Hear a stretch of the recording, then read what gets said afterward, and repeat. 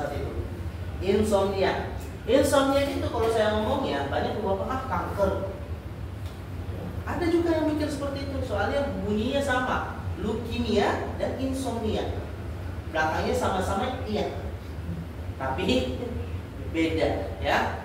Jangan disamakan. Kalau insomnia ini susah tidur. Jadi kalau kita ngomong susah tidur, di sini itu ada yang namanya hormon melatonin. Ya, hormon melatonin itu yang terjadi di otak kita untuk mengirim sinyal ke tubuh kita, yang mengirim sinyal ke tubuh kita supaya kita ngasih signal, tidur yuk gitu. Ya, kalau misalnya sinyalnya tidak lancar atau melatonin itu tidak bagus, secara otomatis kita bisa susah tidur, insomnia. Ya, itu terjadi ketika malam hari melatoninnya meningkat.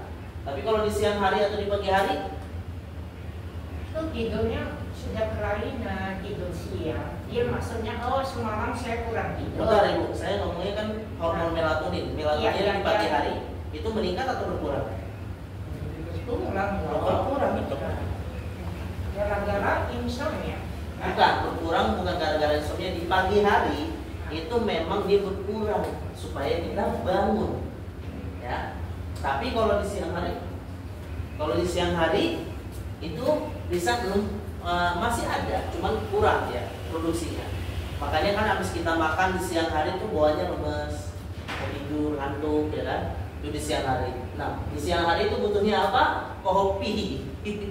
Kita ngopi biar kita ada semangatnya lagi, biar ada energinya lagi.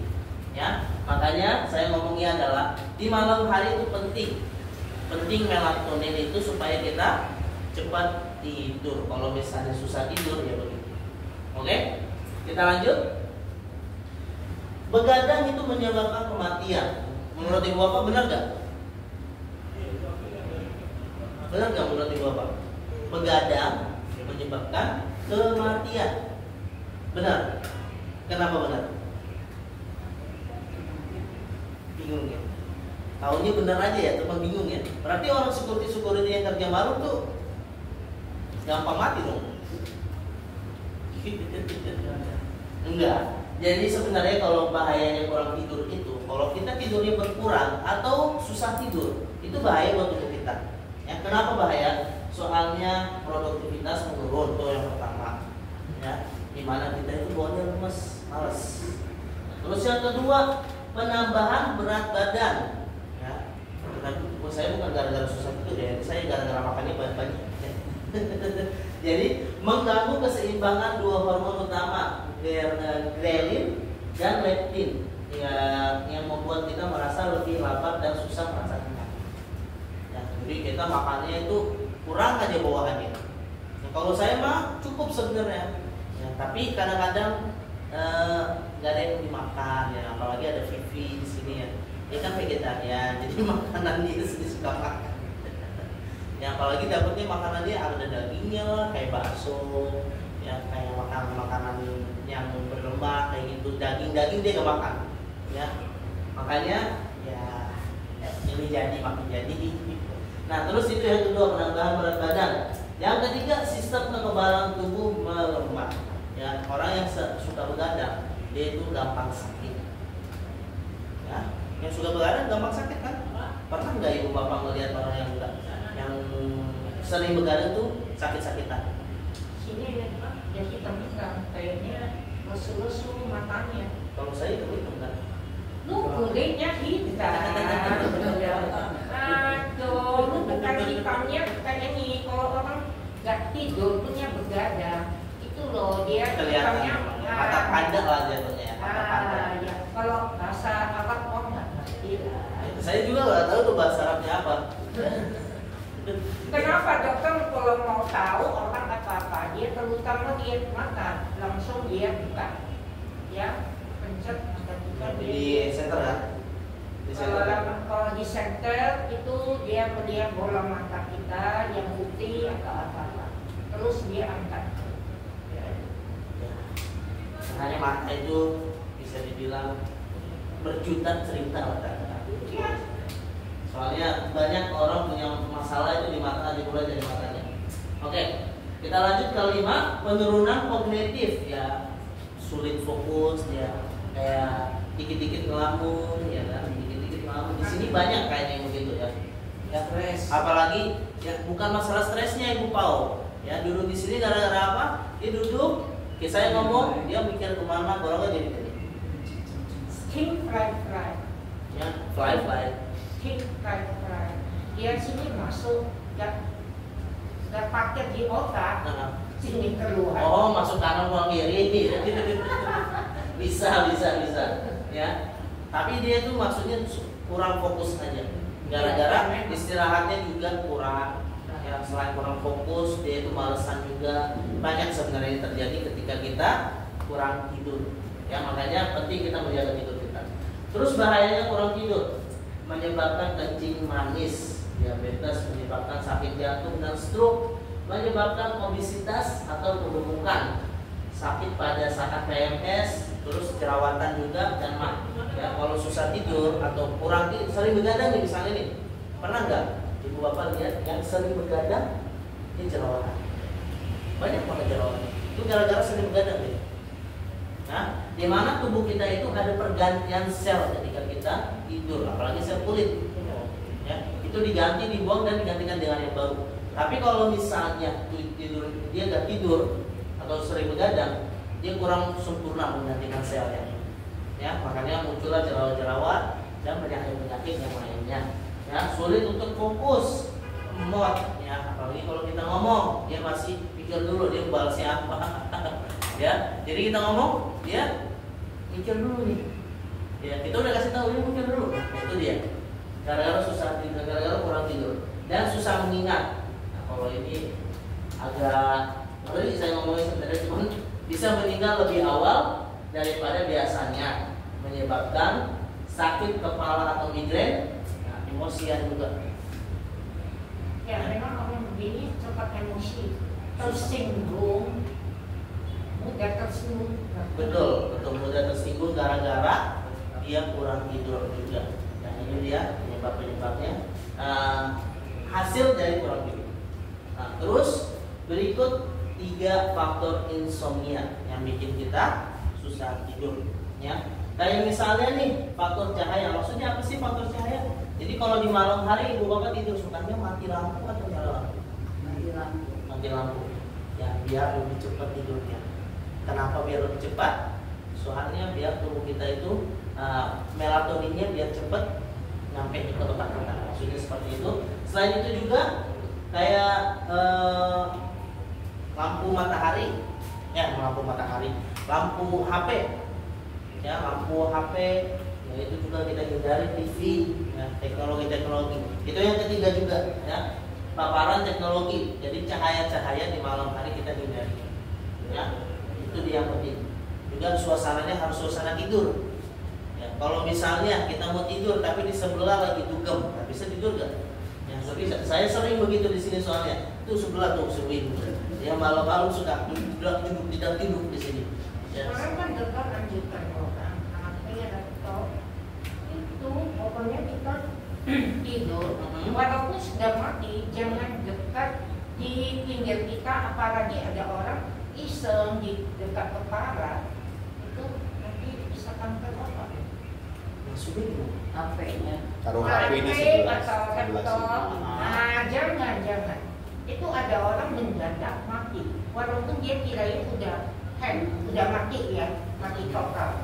Tapi dia itu radiasinya masih ada. Ya memang namanya itu bahaya juga. Sebenarnya sih bukan ke radiasi ya, sinyalnya itu juga kan kurang bagus ke tubuh kita. Sinyal ada sinyalnya. Cuma kalau radiasi itu di cahayanya, kalau nggak salah saya lihat itu di HP. Enggak. Walaupun sudah mati, ya sudah mati, dia katanya udah mati berapa jam. Pokoknya dianjurkan jangan simpan di dalam kamar. Ada orang suka nyalain HP di kamar, dia masih ada simpan di ruangannya. Tidak. Oh ya. Walaupun sudah mati, dia masih ada sisanya. Tuh. Jadi kalau kadang-kadang kita punya tubuh kan kita nggak tahu fit atau tidak, ya.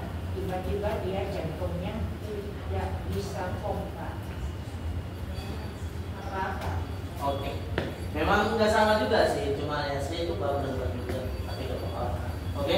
Terus yang penyebab yang kedua ya, yang pertama dan ketiga itu kan dari cahaya HP lah, cahaya lampu lah, suasana tidur kurang. Selain itu juga dari teknologi TV, kita sebelum kita tidur nonton TV itu susah ya kita untuk tidur. Terus yang kedua, mengonsumsi protein sebelum tidur. Nah, mengonsumsi protein itu kayak apa? Yang kayak misalnya yang pertama kacang, ikan, daging, ayam, itu protein semua kan? Itu bisa menyebabkan kita susah tidur. Soalnya saya kemarin juga nanya ke ibu bapak, tidur makan sebelum tidur itu nggak bagus. Terakhir kita makan jam berapa bagus? Jam 7, jam 6 tidur. Yang jam 7, jam 6 itu paling telat makannya. Soalnya kita membutuhkan 3-4 jam untuk mencerna makanan.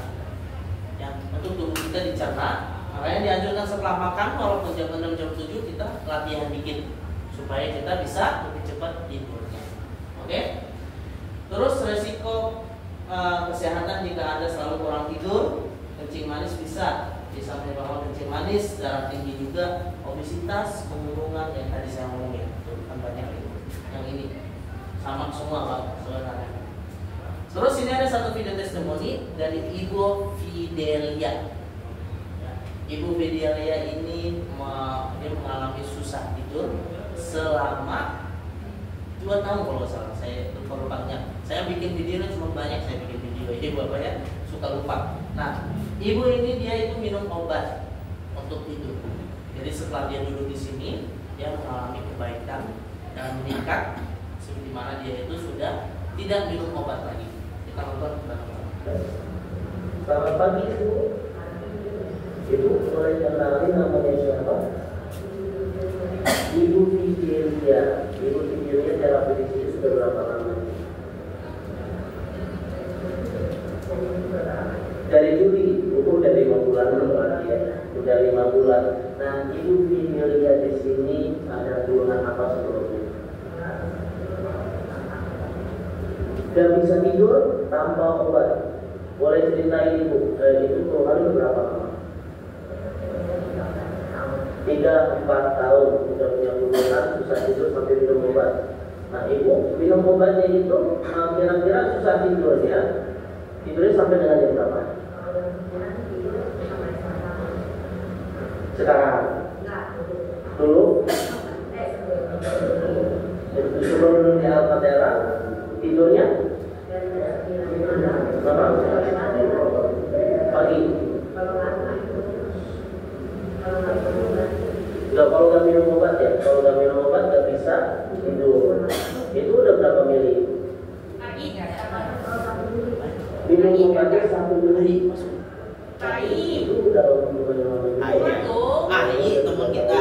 Soalnya AI kan bisa jadi orang tua ya. AI itu 10 kali dulu di Al-Fatihah. Sudah tidak minum obat lagi. Dari jam 9 sampai jam 5 sebelumnya nggak bisa sampai pagi. Bisa. Biasanya nggak bisa tidur sampai pagi ya, melek terus ya. Tanpa obat. Berarti sekarang sudah ada perubahan di mana Ibu sudah bisa tidur tanpa minum obat lagi setelah sebelumnya. Ibu apa minta tepuk tangannya? Minta tepuk tangannya.